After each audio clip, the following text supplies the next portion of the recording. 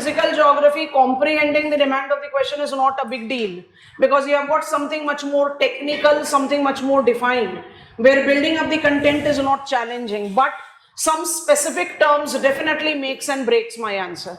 I misinterpret some term to be something else, and that is where I go, I'll not say against, क्योंकि अगर मान लीजिए सेस्मिसिटी पूछा है और आप सेस्मोलॉजी लिख रहे हो तो आप बिल्कुल अगेंस्ट तो नहीं गए, लेकिन you are writing more than required, and that is also wrong. This also depletes the quality of your answer.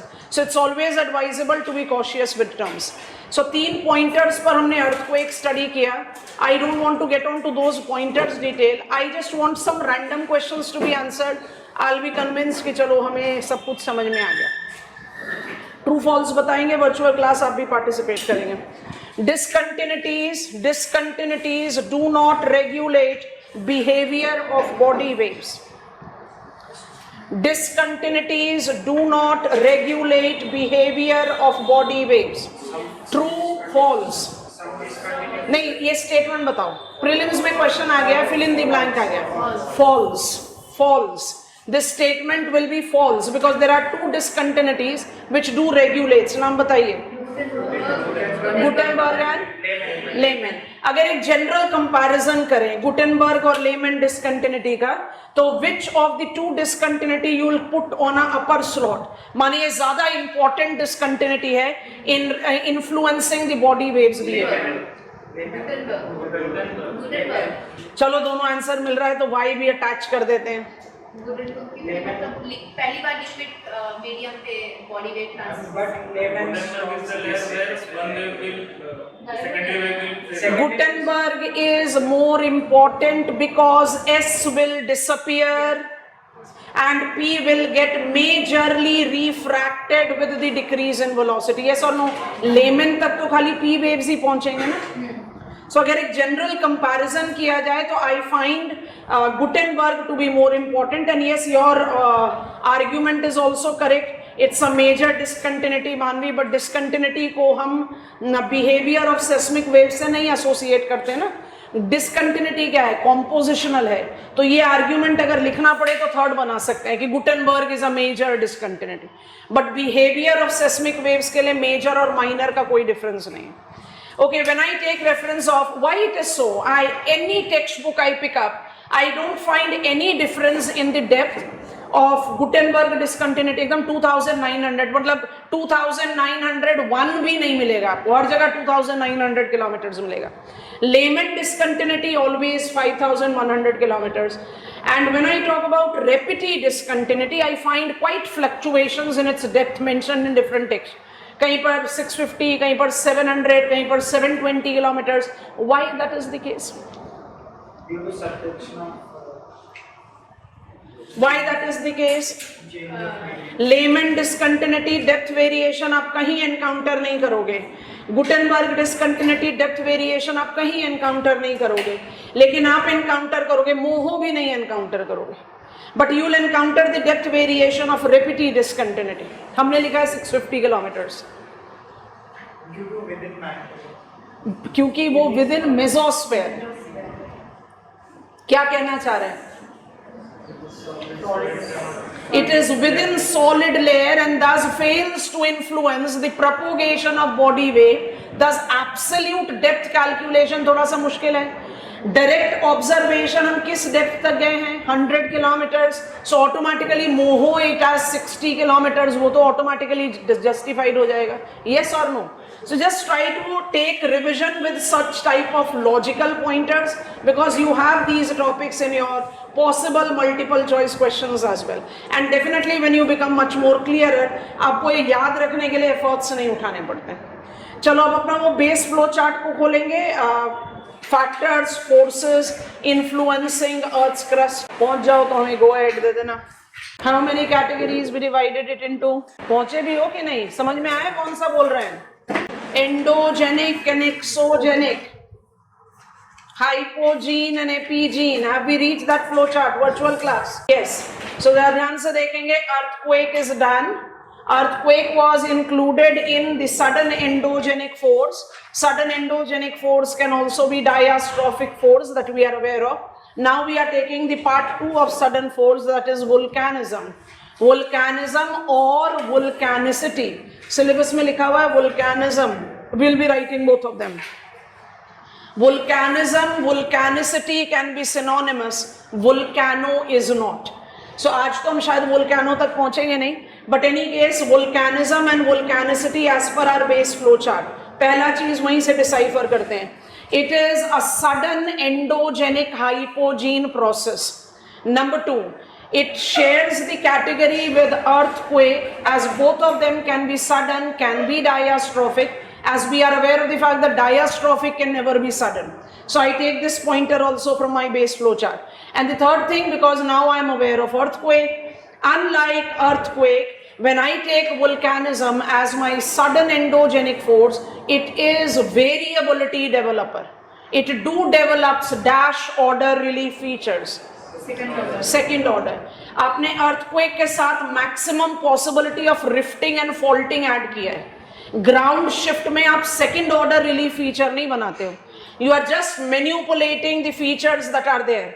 So earthquake और volcanism को अगर हमें similarity and distinction लेना है तो that flow chart helps us the most. हम formal definition of volcanism अभी नहीं लिखेंगे क्योंकि हमें सबसे पहले study करना है in light of plate tectonic theory. So straightforward making the heading volcanism and volcanicity, or volcanicity is a better. VOL, VUL, both the ways you can write Sachin. Volcanism, volcanism, both the ways it is applied. Not volcanoes. अभी नहीं लिख रहे volcanoes. चलिए, point number 1, you have already seen it. We are just writing it as our introduction. Volcanism as a sudden endogenic force. Volcanism as a sudden endogenic force. Bracket में लिख लो. That can be diastrophic as well. Correlates to. Close the bracket. Correlates to formation process of second order relief features. Next pointer. It relates itself with multiple, bubble में डालना, ejected matter, multiple ejected matter from among which, पहली बार term को supplement करके लिख रहे हैं, लावा in place of writing magma. Lava forms the most prominent constituent. Lava forms the most prominent constituent. Same line में लिखो. The other ejected matter. अब आप पहले ये फ्लो चार्ट समझेंगे और उसके बाद आप इसको कॉपी डाउन करेंगे. Interestingly, we have not written definition of volcanism क्योंकि हमारा principal point of beginning of the study है that I want to justify plate tectonic theory मुझे वोल्केनिज्म पे कैसे मदद करता है. सो वहां तक पहुंचने के लिए ये पॉइंटर जरूरी था. What we think about volcanism is ejection of magma. Magma and lava in the general purpose answer writing can be synonymous. But when you are learning volcanism, it's good that you understand the technical differences being applied. Earth's interiors, molten rock material, we call it magma chamber. So what is the elementary difference between magma and lava? Both of them are molten rock material. Magma is the source area, the chamber, something which is inside, something which you can call as a reservoir. And lava is the mobile magma. So when you are talking about volcanism with ejection, so there is mobility of magma involved, yes or no? So technically correct term will be lava. However, you are not wrong if you are writing magma. इसलिए हमने flow chart में भी magma लिखा. अच्छा recall करो igneous rock. जल्दी से बता दो how many types of igneous rock based on composition. दो में करना है. दो बता दो principal categories. Felsic and mafic. Virtual class students initials तो आ ही जाने चाहिए. Felsic and mafic. So when I am referring felsic, I am including intermediate. When I am taking mafic, I am including ultramafic. So how many types of lava we can distinguish? Two principal types we can distinguish. Because now we are no longer learning igneous rock, so I can go with the principal categories. As we as geomorphologists, we are more concerned with two principal types. आपको पता है igneous rock में, you're aware of it. Felsic is more with silica. Higher silica makes it viscous. Viscous magma finds it difficult to travel. So automatically it will be correlated with certain magnitude of ejection, of course in combination to trapped gases. And mafic magma is basic magma. ये नाम भी लिख देते हैं. Felsic कौन बोलते हैं? Acidic magma. And mafic को बोलते हैं हम basic magma. Basic magma are hottest magma. Basic magma are poor in silica, lesser viscosity, more capacity to travel. So definitely they will not be correlated with something called violent ejection, because we are willing to learn that magnitude of eruptive, we call it VEI, volcanic emission intensity. I'm creating the background for that. Volcanic emission intensity is a less known expression, as we have learned yesterday at the conclusion of the class. Earthquake को कैसे measure करते हैं? Richter scale, Mercalli scale. Volcanism को major करते हैं VEI scale पर. सो VEI scale के लिए हम एक बैकग्राउंड क्रिएट करें. So I have two principal categories of magma that we are already aware of, so that is the repeated information.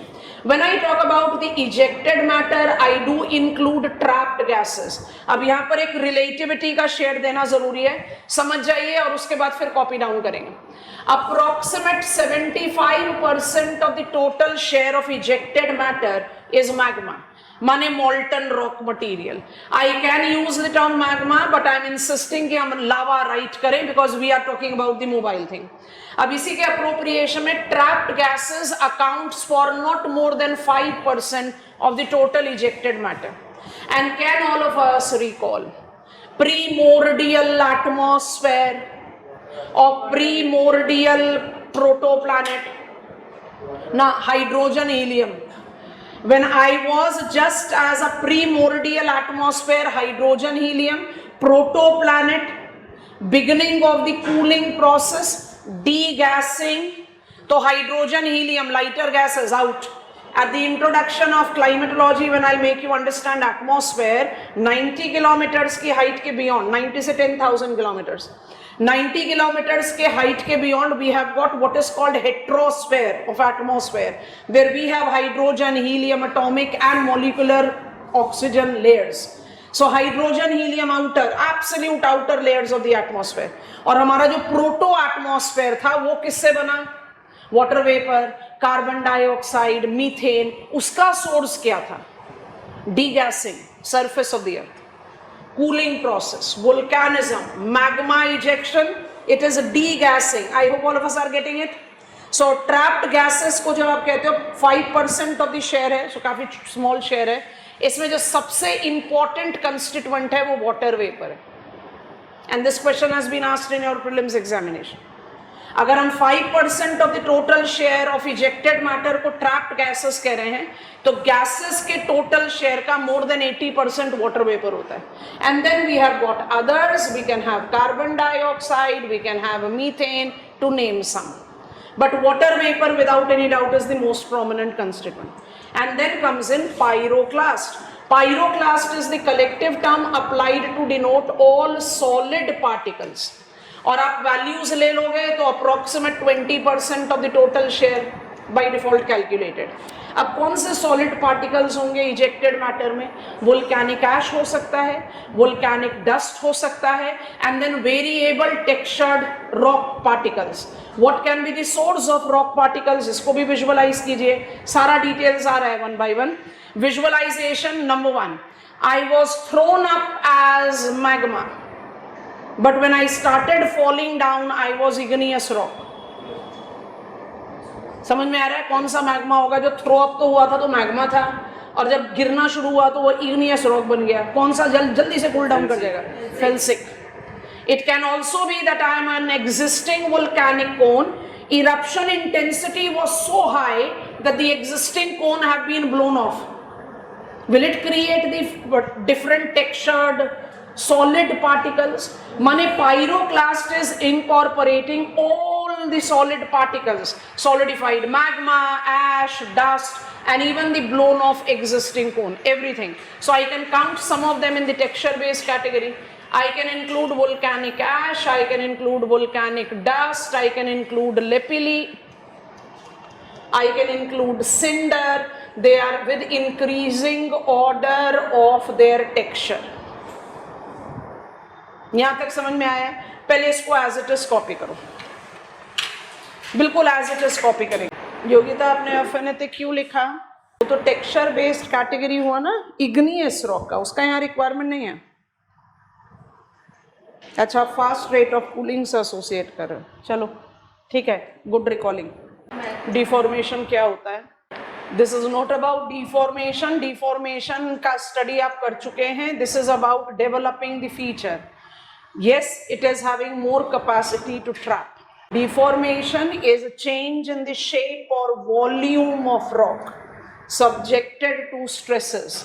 Term का गलत इस्तेमाल बिल्कुल भी मत करो. You'll give me go ahead class once you are done with it.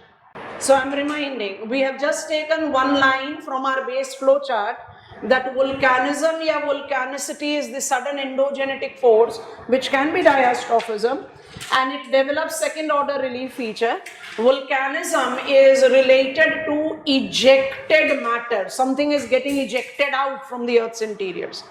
Without any doubt, our mindset says volcanism should be associated with molten rock material getting ejected. No denial, that is the major constituent. But I have got other constituents also. एक lab sitting combination बनाने में मदद करेंगे सब लोग. Am I sounding correct if I say my ejected magma is felsic and it has got higher amount of trapped gases? Repeating, my ejected magma is felsic in nature and the trapped gases is large in amount. माने पूरा 5% share आ गया gases का. Am I correct in believing my intensity of ejection will be strong? True, false? Virtual class? True. If I change the combination to mafic magma, absence of trapped gases, तब एकदम white ejection होना चाहिए. Yes, all of us. But column 3 touch नहीं हुआ तो column 3 को touch कर लेते हैं. Higher the intensity of ejection. I'm sitting in lab. Higher the intensity of ejection, more this. Violent ejection will be generating larger amount of pyroclast. Yes or no? I hope you are understanding it. Virtual class. So I can sit and theoretically create out the categories. माने मेरा magma felsic ही रहे, मतलब यहाँ standard कर दो. My magma will be felsic. But one case there is trapped gas, one case there is no trapped gas. Automatically will there be variation in the intensity of ejection? Felsic with trap will be more intense than felsic without trapped gases. So I can create out multiple combination. But ये तो lab sitting combination. I have to go to the map of world. So जरा plate tectonic theory recall करवाओ before we step next. Flow chart सबने copy कर लिया है, इसको ऐसे ही रहने दीजिए, आगे बढ़ रहे हैं. Am I correct in saying all plate boundaries are volcanic activity prone? No. Can I have the name of the plate boundary where there is no volcanism? Colliding. Colliding को हटा देते हैं. Continent convergence. Rather let us develop the practice कि volcanism की जब बात करेंगे तो हमारा जो principal 3 categories of plate boundaries है उसमें पहले boundary को converging बोलने के बजाय destructive बोलना शुरू कर देते हैं. Converging can be colliding, converging can be destructive. Yes or no? I need destructive, so I'm calling it destructive. Destructive boundary में volcanism होगा, diverging boundary में volcanism होगा, transverse boundary में volcanism होगा. Modification को recall करो, 2 और add किए थे. Transform boundary, recall Walvis Ridge, Deccan Trap. So it is that also will have volcanism. And क्या बच गया? Hotspot has to be volcanic. माने मेरे पास 5 बाउंड्रीज हो गए जिसमें मुझे एक वोल्केनिज्म देखना है. तो I know that plate tectonic theory gives me the understanding कि all the plate boundaries minus colliding will be having volcanic active characteristics. Is plate tectonic theory only giving me this much of information? No, much beyond. And what is that much beyond we are getting on there? I hope it is comfortable. Flow chart के बाद next point बनाएंगे, कोई सब heading नहीं बनाना. Next point बनाएंगे. It is the variable combination. इसको एक बार और रिपीट करेंगे towards and. It is the variable combination ejected matter as well as the location, bubble में डाल दो location, that tends to determine, हमने जानबूझकर O लिखा है, O भी लिख सकते हो और U भी लिख सकते हो, tends to determine volcanic emission intensity, VEI, volcanic emission intensity, VEI. Next pointer, geomorphologically on this intensity scale, dash डाल दो और लिस्ट बना लो, fissure type, Hawaiian type, Strombolian type, Vesuvian और वुल्कैनियन टाइप, पीलियन और Plinian type are included. 4 mark statement डालोगे। Geologically, VEI index do not include, do not को जरा बोल्डली अंडरलाइन कर देना, do not include fissure type। 2 minute के लिए read करो, हमें इनके बीच का डिफरेंस नहीं मालूम, बट जो आपने बिगिनिंग की स्टेटमेंट लिखी है और लास्ट में स्टार मार्क स्टेटमेंट लिखी है, उनके बीच का डिफरेंस क्लियर हो गया तो हम आगे बढ़ेंगे। वी आर जियोमॉर्फोलॉजिस्ट, हम जियोमॉर्फोलॉजिकल पर्सपेक्टिव में स्टडी ले रहे हैं, तो हमारे लिए फिशर टाइप भी इंक्लूडेड है, but in all the geological categorisation आपके पास सिर्फ 4 कैटेगरीज ऑफ VEI होती है। I hope it is comfortable. So हमने फिशर टाइप को एडिशनली ऐड किया हुआ है। अब हमने कई बार डेकन ट्रैप किया, थोड़ा सा एक नया एग्जाम्पल लेते हैं। पहुंचो map of South America. South America के मैप में पहुंचकर हमें गो अहेड देंगे, एग्जाम्पल लिखवाएंगे डेकन ट्रैप की, पर एक और एग्जाम्पल दिखा रहे हैं आपको। और मुझे ना जल्दी जल्दी आंसर देना है। वर्चुअल क्लास आप भी पार्टिसिपेट करोगे, कम से कम एक इनिशियल का रेफरेंस जरूर देंगे। पहुंच गए सब लोग? Map of South America, virtual class एंड्रेस। अच्छा, अब मेरे पहले क्वेश्चन का आंसर देंगे। Cenozoic active boundaries is what we are taking up. We know that all the active boundaries today have became active since last 70 million years ago, है ना? जितने भी हमने active boundaries देखे। So can I have the location? खाली initial type का ना direction पूछ रहे हैं। कौन से डायरेक्शन में साउथ अमेरिका की जो लैंड मास है आपके पास एक्टिव बाउंड्री है edge of today? West. Synonymous to Andean cordilleras. ठीक है, सोच कर देखो। Andean cordilleras are young fold mountain, they are the active boundary of the South American land mass. मुझे पता है साउथ अमेरिकन प्लेट का ईस्टर्न बाउंड्री चैलेंजर रिज पर माना जाता है। Yes, all of us recalling? So we are not talking about that. We have learned that as a requirement of plate tectonic theory. अब आप अपने मैप पर एकदम नॉर्थ ईस्टर्न एज पर चले जाओ। Have you reached a plateau called Plateau of Borborema? Brazilian plateau है। Map के north east में जाना है, पहुंचे? Borborema plateau. Borborema plateau is lava plateau of Brazil, माने बिल्कुल वैसा जैसा महाराष्ट्र प्लाटियो हमारे कंट्री का है, लावा प्लाटियो है। अब हम वोल्केनिज्म पर आ गए तो हम लावा प्लाटियो को अब ज्यादा इग्नोर कर नहीं सकते। लावा प्लाटियो। अब थोड़ा सा ध्यान से सुनना class. South America parted away from Africa, Palaeozoic, transited through out away from Africa, Mesozoic, started buckling up with Pacific, Cenozoic. तो मेरी बाउंड्रीज तो साउथ अमेरिका की बोरबोरेमा पर या तो पैलियोजोइक में होनी चाहिए, but Borborema Plateau have formed simultaneous to the formation of Andean Cordilleras in west. तो क्या कंक्लूड करें? डिफरेंशियल। जल्दी से बता दो कौन सी boundary? Transform. Transform. Borborema plateau is excellent example of fissure type of ejection. ध्यान से सुनना, fissure, crack, random rift, मतलब कोई आपके पास स्पेसिफिक पैसेज नहीं। आप नॉर्मली वोल्केनिज्म सोचते हो, हटा देंगे इस डायग्राम को। आप जब नॉर्मली वोल्केनिज्म सोचते हो तो आप ऐसा सोचते हो ना, मैग्मा चेम्बर, कोई एक मेरे पास डिफाइंड पैसेज है, इस पैसेज से मैग्मा इजेक्ट आउट होना चाहिए। आप फिशर टाइप को सोच कर देखो, removing this. Fissure type activity कैसी होती है, प्रिंसिपल का नाम भी याद दिला देना। मेरा ये एग्जिस्टिंग लिथोस्फेरिक स्ट्रेटा है and this is my surface. Surface की रिक्वायरमेंट नहीं है अभी, फिर भी दिस इज माय सरफेस। ये मेरा एग्जिस्टिंग बेड्स ऑफ लिथोस्फेयर है।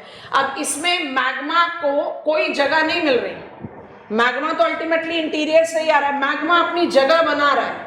It is melting the weaker sections of the rock which is normally the joints and thereby is trying to reach out on the surface. किस तरीके का magma ये वाला काम कर सकता है? किस तरीके का मैग्मा इस तरीके का काम कर सकता है? मैफिक, फेल्सिक तो सॉलिडिफाई हो जाएगा। और मेरे पास ऑलरेडी आंसर आ गया वर्चुअल क्लास। शाबाश बच्चों, आप लोग बताओ, अगर ये सॉलिडिफाई हो गया ऐसे ग्रीन कलर में तो मुझे कौन सा प्रिंसिपल की याद दिला रहा है? क्रॉस कटिंग या क्रॉस बेडिंग। अब जरा स्कॉलर का नाम भी बता दो। स्टेनो निकोला, शाबाश, that is like my class. और मान लो कि ये मैग्मा सरफेस पर आ गया तो मोबाइल मैग्मा है ना, ट्रैवल ही तो ज्यादा करेगा। That is the reason, just by travelling एक छोटी हल्की सी शीट बना देने से आप ग्लोबली रिकॉग्नाइजेबल रिलीफ थोड़ी बनोगे। You need layer after layer to develop a recognizable lava plateau. I hope you are understanding. Mobile magma है तो conical नहीं बना पाता, it develops on sheets. That is the reason it develops lava plateau. तो अभी तो हम features के बारे में बात नहीं कर रहे, पर क्या कहना चाह रहे हैं, fissure type of VEI geomorphologically important, geologically में कंसिडर ही नहीं होता क्योंकि अभी हम नेक्स्ट डायग्राम शो करेंगे, उसी पर हम स्टडी करेंगे। Is related to transform boundaries, ejection of mobile magma, technical name क्या हो गया, mafic magma. Ejection of mobile magma is largely experienced here.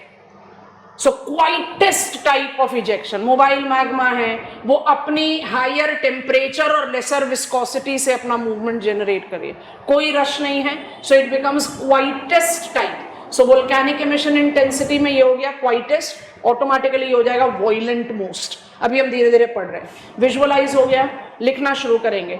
I have got VEI in geomorphology as 5। अभी जो हम डायग्राम ओपन करेंगे वो आपको अपने आप ही दिखेगा कि we have got 4, but that is geological. लिखना शुरू करेंगे। Number 1 as per our list, fissure type, underline करके डैश डालकर फिर क्विक पॉइंटर्स बनाना शुरू। फिशर टाइप अंडरलाइन कर दीजिए, डैश डालिए, अब बबल पॉइंट्स बनाइए। It's quietest type of emission, it's quietest type of emission. Next pointer बनाइए, relates to randomly generated cracks or fissures on the Earth's crust. Next pointer, it involves mafic or mobile magma. Final point is star mark point. According to plate tectonic theory, it relates to transform boundaries. Bubble में डाल दीजिए transform boundaries and write one example as Deccan trap of India, as Deccan trap of India. पहले बताओ समझ में आ गया? Plate tectonic theory की वैलिडिटी को जज कर रहे हैं, ठीक है? Okay, now we have to go to these, और इसलिए इनका डायग्राम इसको पहले ही बबल में डाल दिया। This diagram comes up from geological study. हम इसमें थोड़ा सा ओवरराइट करेंगे ताकि आप डायग्राम बना सको, कोन्स बनाओ चाहे नहीं बनाओ, बट आई इंसिस्ट कि आप इसी में बनाएं। सो नोटिस इट केयरफुली। सबसे पहला डिफरेंस देखो जो आपने लिखा उसके मुकाबले पर, यहां पर आपके पास एक defined passage of magma movement दिखाई दे रहा है। मतलब I am not talking about random passages, I'm talking about defined passage. If I use red color and I'll be removing it. Notice कर रहे हो सब केस में? So it is basically incorporating what we call central type. हम next leg पर इसके बारे में और details में बात करेंगे. So I have got defined passage. यहाँ पर मेरे पास कितनी categories हैं? 4. अपनी लिस्ट को देखना. Hawaiian type, Strombolian type, Vesuvian और Vulcanian type, Pelian और Pillenian type. हम यहाँ पर क्या कंपैरिजन ले रहे हैं? ध्यान से देखते जाओ. हॉरिजॉन्टल एक्सिस पर है हाइट ऑफ इरप्टिव कॉलम.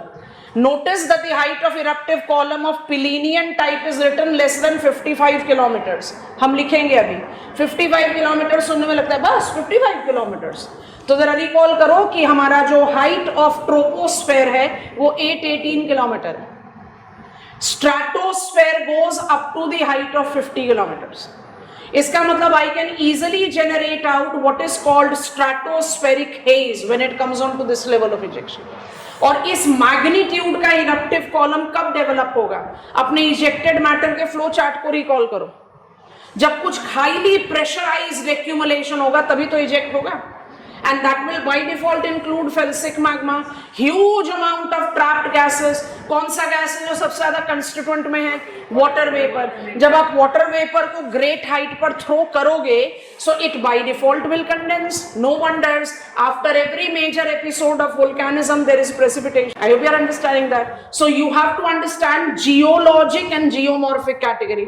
जो geologically VEI का कैटेगरी होता है उसमें सिर्फ ये 4 इंक्लूड होते हैं. और मान लो हम अपनी जियोमॉर्फिक डायग्राम बनाना चाहें तो हम इसको थोड़ा सा और एक्सटेंड कर दें, इसको थोड़ा सा और नीचे ले जाएं और यहां बना दे फिशर टाइप. लॉजिक हुआ कि नहीं? Because we ultimately are taking geomorphological. Comfortable there? चलिए we are moving on to the other categories. उससे पहले एक छोटा सा बॉक्स आइटम क्रिएट करें.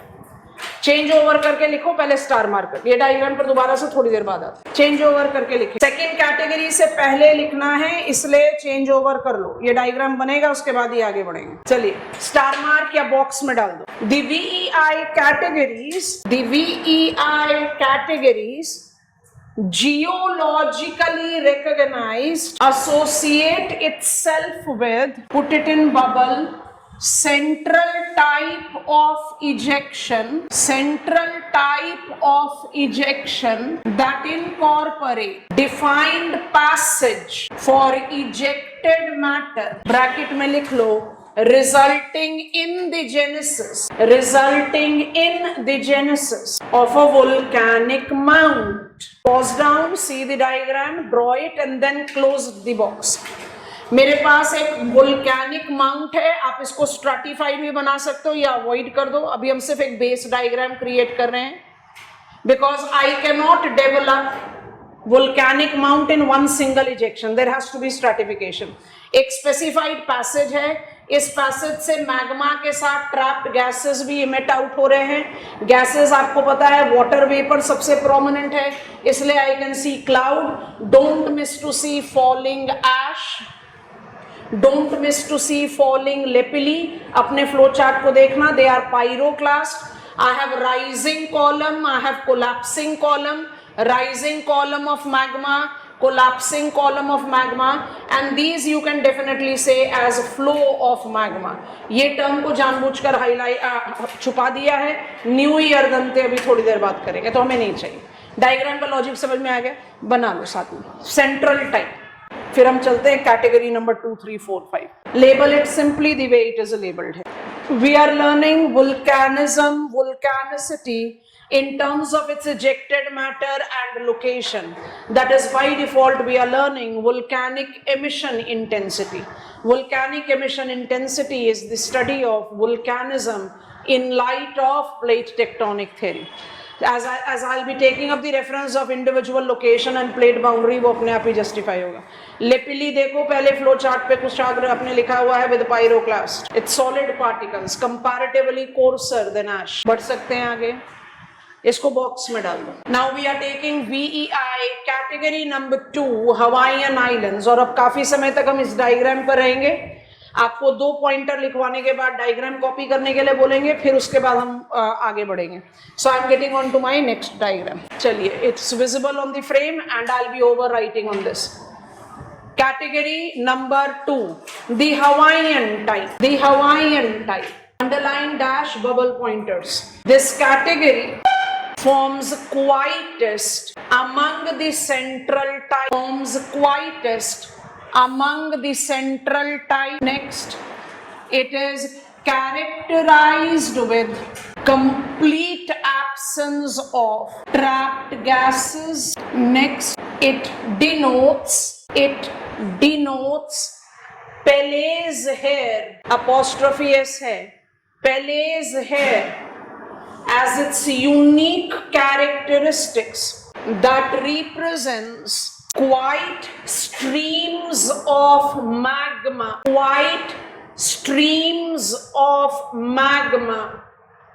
moving down the slope. Next point.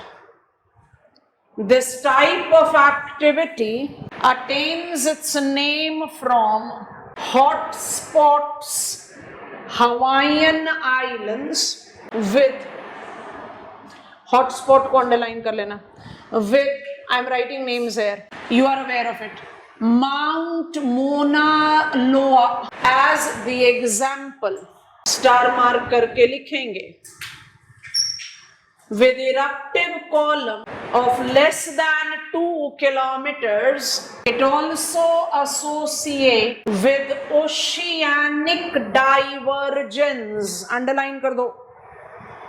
With oceanic divergence. Dash डाल के लिखो. As Mount Hekla of Iceland. We are learning volcanism, volcanicity in terms of its ejected matter and location. That is by default we are learning volcanic emission intensity. Volcanic emission intensity is the study of volcanism in light of plate tectonic theory. As I'll be taking up the reference of individual location and plate boundary, वो अपने आप ही justify होगा. लेपिली देखो पहले flow chart पे कुछ chart आपने लिखा हुआ है with pyroclast. It's solid particles, comparatively coarser than ash. Now we are learning phreatic eruption. अगर हम एक थोड़ा सा कॉम्बिनेशन हम आगे नहीं लेकर जा रहे, phreatic अभी बचा हुआ है, खत्म नहीं हुआ. हाँ एक टर्म समझाना है, पहले वो समझा दें. Let the diagram be there in front of you. Prior to geysers, fumarole, you have written hydrothermal vents. Hydrothermal vents oceanic crust में है, इससे ज़्यादा नहीं लिखेंगे अभी. जब हम बायोजोग्राफी में पहुँचेंगे तो हमारे लिए बड़ा important हो जाएगा. Imagine 4,000 meters depth of the ocean floor. Sun rays do not penetrate below the depth of 1200 meters. माने हमने सारी possibility stretch pull कर ली. सीजन साइकिल कर लिया, लो हाई लैटिट्यूड में सन रेज डायरेक्ट होंगी तो थोड़ा ज़्यादा डीपर लोकेशन पर जाएंगी एंड समर्स में it will be at the deeper location. माने सारी पॉसिबिलिटी को लेकर 1100-1200 मीटर से नीचे सन रेज पेनिट्रेट नहीं करता, उसको बोलते हैं फोटिक जोन. डिस्फोटिक भी है, हमने इंक्लूड कर लिया. सो 1200 मीटर से नीचे 4000 मीटर तक इट्स अफोटिक, डार्क. तो ऐसे एरिया में हैबिटेट सस्टेन करने में हाइड्रोथर्मल वेंट्स का बड़ा इंपॉर्टेंट रोल है. इमेजिन करो आपके मैंटल प्लूम वाला diagram, that I am ocean bottom, I am associated with warmer interiors of the earth, जहाँ से मैग्मा इजेक्ट नहीं हो रहा. अगर मैग्मा इजेक्ट होगा तो वो तो हॉटस्पॉट बनेगा, मैग्मा इजेक्ट हो गया तो वहाँ हैबिटेट नहीं होगा. Name is hydrothermal vent. It's water went. It is the vent which is connected to the warmer interiors. जो आपका phreatic का mechanism है. Water is getting warmed up. Warmed up water is pushing itself at a violent pace towards the surface. इसको black smokers भी बोलते हैं because it is sulfur rich water. Temperature can be as high as 250 degrees Celsius, which is very unique when you are into the deeper water. So these black smokers sustain unique habitat in the ocean bottom. जहाँ पर chemotrophs, producers की दो categories हैं, phototrophs and chemotrophs. Phototrophs the green plant, chemotrophs who produces food, energy and matter by the process of chemosynthesis, and chemotrophs survives in hydrothermal vent. तो hydrothermal vent से भी phreatic ejection होता है, black smokers बोलते हैं उसको. सो oceanic crust में भी वो है, पर फिर वो सबमरीन है, हमारे को नहीं चाहिए. We are geomorphologist right now. लिखोगे जब नाम तो जरूर ऐड कर दो. और इसलिए हमने लिखा गीजर्स, फ्यूमारोल एंड हॉट वाटर्स. अभी भी हमने इसको कंप्लीट नहीं किया है. There are many things. We have got Mars that we have to learn. And then we have a category called phreatomagmatic, Krakatoa.